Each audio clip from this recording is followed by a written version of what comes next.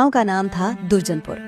चारों ओर हरियाली, बीच में पगडंडी और लोगों के चेहरों पर मेहनत की चमक। उसी गांव के बीच चौराहे में एक पुराना सा पर सुगंध से भरा ठेला था, डोली वेज बिरयानी वाला। डोली अपने काम में निपुण था।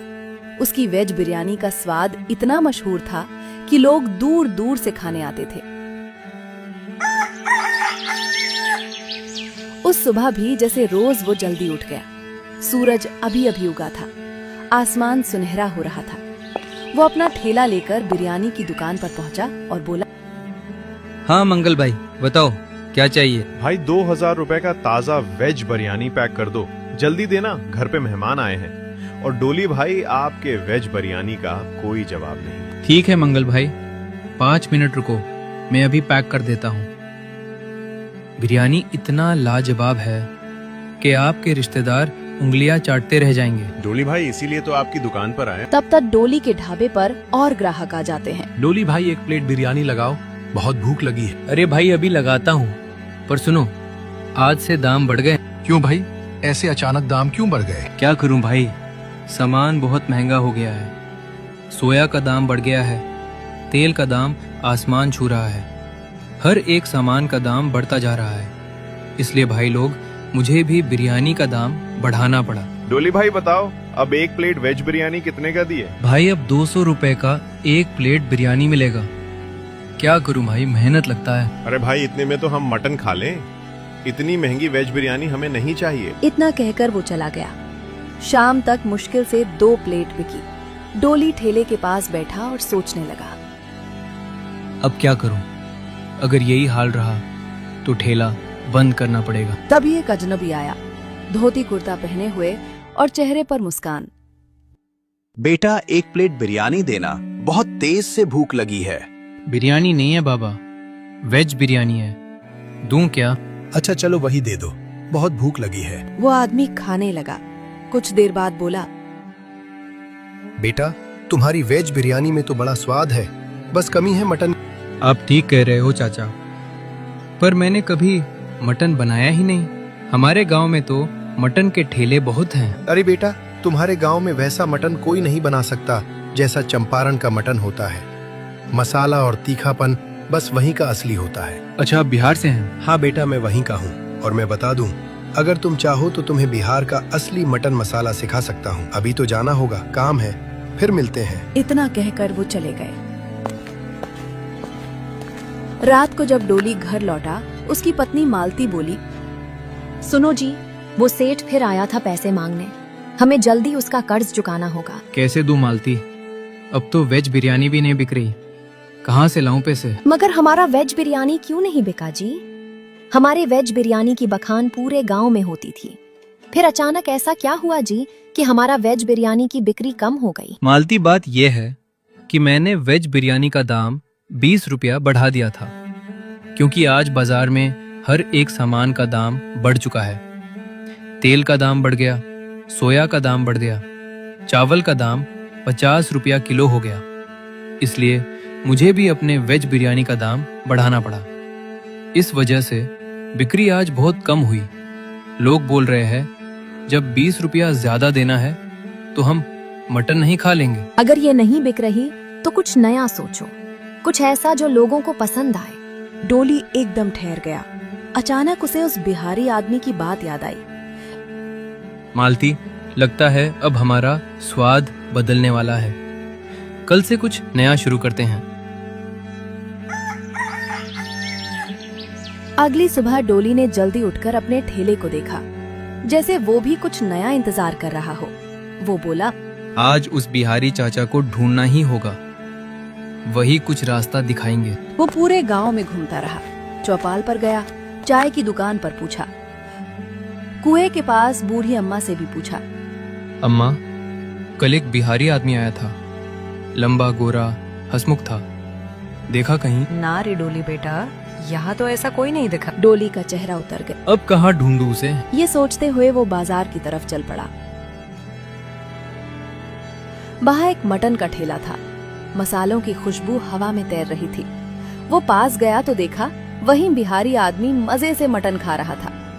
डोली ने राहत की सांस ली और बोला, अरे बिहारी चाचा, मैं तुम्हें पूरे गांव में ढूंढ रहा था और तुम यहाँ मटन खा रहे हो। अरे बेटा, अब जा ही रहा था तुम्हारे गांव से, सोचा जाते जाते थोड़ा मटन खा लूं। चाचा, आपने कहा था ना कि आप मुझे बिहारी मटन बनाना सिखाएंगे, वही सीखना है। उसमें कुछ बड़ा राज नहीं है बेटा, जैसे तुम चिकन बनाते हो वैसे ही बनाओ। फर्क बस इतना कि उसमें खड़े मसाले, तेज पत्ता, लौंग, इलायची और प्याज थोड़ा ज्यादा डालना। और हाँ, मटन सरसों के तेल में ही पकाना, तब देखना स्वाद ऐसा कि लोग उंगलियां चाटेंगे। बस इतना ही चाचा, दिल से बनाओगे तो स्वाद अपने आप आएगा। धन्यवाद चाचा, कल से मेरा ठेला मटन करी वाला ठेला बनेगा। और दोनों अपने अपने रास्ते चल पड़े, एक नया स्वाद और नई उम्मीद लेकर। अगले दिन सुबह सुबह डोली उत्साह से भरपूर उठ गया। सूरज की किरणें उसके आंगन में सुनहरी चमक बिखेर रही थी। सुनिए जी, आज तो बहुत जल्दी उठ गए। आज नया दिन है माया, और नया स्वाद। माया से इतना कहकर डोली बाजार चला गया। प्याज, टमाटर, अदरक, लहसुन, गरम मसाला और सरसों का तेल खरीदने दुकानदार ने पूछा, अरे डोली भैया, आज तो बहुत सारा सामान ले रहे हो, कोई नया दुकान खोलना है? बस भाई, अब चिकन नहीं मटन चलेगा। देखना, पूरा गांव खुशबू से भर जाएगा। हर किसी के जुबान पर सिर्फ अब डोली मटन करी वाले का नाम रहेगा। पहला दिन था, इसलिए उसने केवल 4 किलो मटन लिया। घर लौटकर उसने प्याज और टमाटर बारीक कांटे, खड़े मसाले निकाले, तेजपत्ता, लौंग, दालचीनी और इलायची। तभी माता बोली, सावधानी से बनाना जी, नया ठेला है, लोग ध्यान से चखेंगे। तुम बस देखती रहो, आज हमारा नसीब बदलेगा। दोपहर होते होते उसने नया बोर्ड लगाया, डोली का चंपारण मटन करी, असली देसी स्वाद। तभी उसके पुराने ग्राहक आए और बोले, अरे डोली, आज तेरे चिकन की खुशबू कुछ अलग ही लग रही है भाई। भाई, ये चिकन नहीं है, ये तो चंपारण का स्पेशल मटन करी है। नया स्वाद, नई कहानी। अरे वाह, नया स्वाद मतलब? डोली भाई, मैं कुछ समझा नहीं। मतलब भाई, मसालों का जादू और सरसों के तेल का तड़का। एक बार खाओगे तो बार बार आओगे। नाम सुनते ही मुंह में पानी आ गया। पर दाम क्या है भाई? मटन है मतलब महंगा होगा। ज्यादा नहीं, बस 250 रुपया। प्लेट 8 रोटी, 250 ग्राम चावल, 4 मटन करी और ग्रेवी। भाई, खुशबू तो जबरदस्त है। अब चाहे जो भी दाम हो, एक प्लेट लगा दो। डोली ने एक प्लेटें सजाई, गर्मा गर्म मटन करी, सादा चावल, साथ में कटी प्याज और नींबू। ग्राहक ने पहला निवाला मुंह में डाला और आंखें बंद कर ली। अरे वाह डोली, क्या ही मटन करी बनाया है तूने। मसालेदार, मुलायम और ऐसा रसदार कि दिल खुश हो गया। हाँ भाई, तेरा चंपारण मटन करी की तो बात ही कुछ और है। अब गांव के बाकी मटन वालों की छुट्टी। धीरे धीरे डोली के ढाबे पर भीड़ बढ़ने लगी। सारा गांव डोली के मटन की तारीफ में डूब गया। लेकिन उसी समय गली के कोने पर 3 पुराने मटन ठेले वाले एक दूसरे को देख रहे थे। देखा, अब तो सब उसके ठेले पर जा रहे हैं। अगर ऐसा रहा तो हमारे ठेले बंद हो जाएंगे। कुछ तो करना पड़ेगा, इसका ठेला बंद कराना ही होगा। शाम को जब डोली ने ठेला समेटा, उसकी आंखों में चमक थी। मालती ने पूछा, कैसा गया आज का दिन जी? क्या हुआ? मटन करी बिका कि नहीं? आपके चेहरे की खुशी देखकर लग रहा है कि मटन करी की दुकान चल गई। आज का दिन सबसे अच्छा था। हमारा चंपारण मटन ने कमाल कर दिया। लेकिन उसे क्या पता था कि अब उसकी असली परीक्षा शुरू होने वाली थी। अगले दिन सुबह डोली पूरे जोश में था। कल के शानदार दिन की याद अभी भी उसके चेहरे पर मुस्कान बनकर झलक रही थी। सरसों के तेल में मसालों की खुशबू फिर से पूरे चौराहे पर फैल रही थी।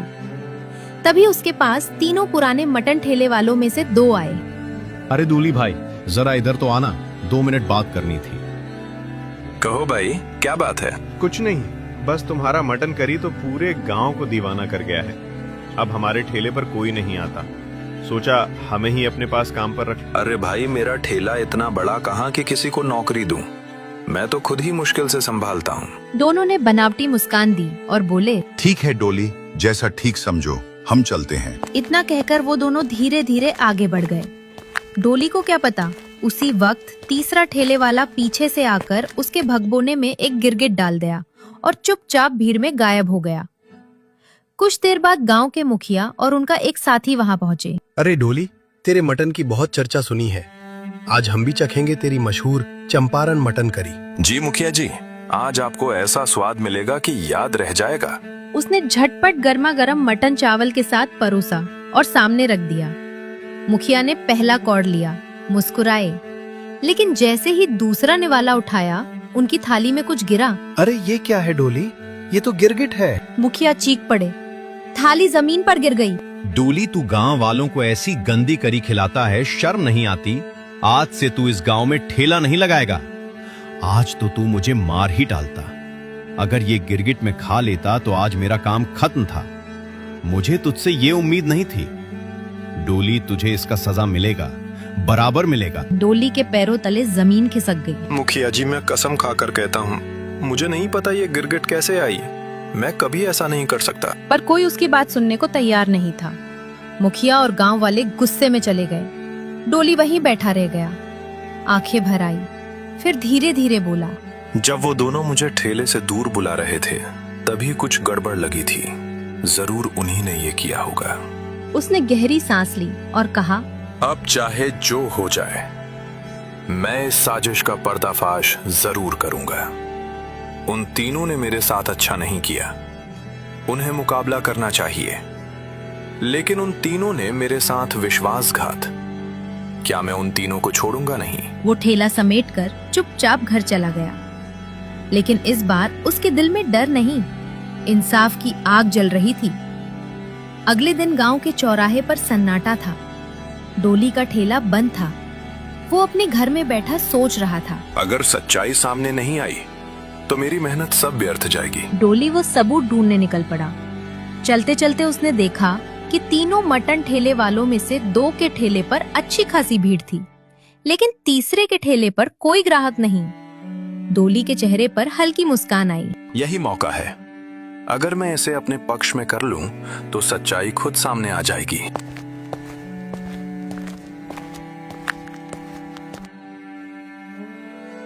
वो आदमी डोली को देखकर चौंक गया। अरे डोली, तू यहाँ? मैंने सुना था कि तेरा ठेला तो बंद हो गया। हाँ भाई, कुछ दिन के लिए। पर ये बता, तेरे ठेले पर तो कोई ग्राहक नहीं दिख रहा। माखियों के ठेले पर तो लाइन लगी है। पता नहीं डोली, कल तक सब ठीक था, आज कोई आ ही नहीं रहा है और उन दोनों पर भीड़ लगी है।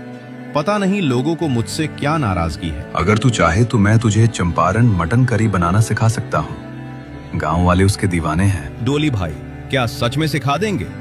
अगर डोली भाई आप मुझे मटन करी सिखा देंगे तो मैं आपका ये उपकार कभी नहीं भूलूंगा। बिल्कुल, पर मेरी एक शर्त है। कौन सी शर्त? मुझे पता है तुम तीनों ने मिलकर मेरे मटन में गिरगिट डाली थी। अगर तुम मुखिया जी के सामने सच्चाई कबूल कर ले तो मैं तुझे पूरा चंपारण मटन करी बनाना सिखाऊंगा। वो सोच में पड़ गया। वैसे भी मेरा ठेला अब चल नहीं रहा।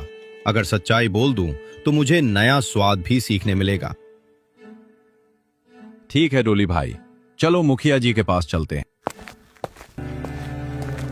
दोनों सीधे मुखिया के घर पहुंचे। वो ठेले वाला बोला, मुखिया जी, डोली बेगुनाह है। हमने ही मिलकर उसकी करी में गिरगिट डाली थी। गलती हमारी थी। क्या तुम तीनों ने एक निर्दोष को फंसाया? ये बहुत बड़ी गलती है। आज से तुम तीनों गांव में ठेला नहीं लगाओगे। फिर मुखिया जी ने डोली की तरफ देखा और मुस्कुराकर कहा, और डोली, आज से तू ही गांव का अकेला मटन वाला होगा। तेरा ठेला ही असली ठेला कहलाएगा। धन्यवाद मुखिया जी, आज मेरा विश्वास जीत गया। अगले ही दिन डोली ने फिर से अपना ठेला लगाया। गांव के लोग उमड़ पड़े। पहले से भी ज्यादा भीड़ थी और यूं डोली बना गांव का मशहूर चंपारण स्पाइसी मटन करी वाला। मेहनत, सच्चाई और स्वाद का सच्चा उदाहरण। दोस्तों, अगर आप वीडियो को यहाँ तक देख रहे हैं तो उम्मीद है आपको हमारी ये कहानी अच्छी लगी होगी। अगर हमारी कहानी आपको अच्छी लगी तो चैनल को सब्सक्राइब, वीडियो को लाइक करना मत भूलिए। दोस्तों, मिलते हैं दूसरी कहानी में।